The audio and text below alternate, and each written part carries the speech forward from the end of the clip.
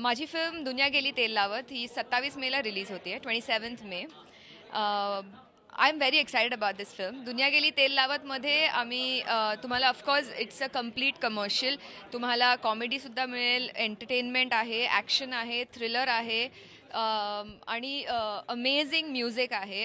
You should definitely check the music. It is really really good.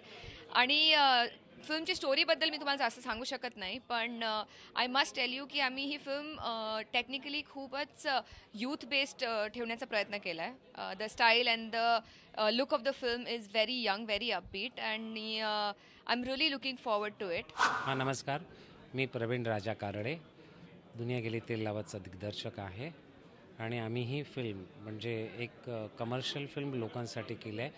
ह्या फिल्ममधून आम्ही लोकांना एक वेगळ्या तऱ्हेचाही मेसेज देणार आहे की लोकांनी कधी खोटं बोलू नये, खरं बोलावं, आणि खोटं बोलल्यामुळे काय काय परिणाम होतात हे दाखवण्यासाठी आम्ही ही फिल्म केलेली आहे.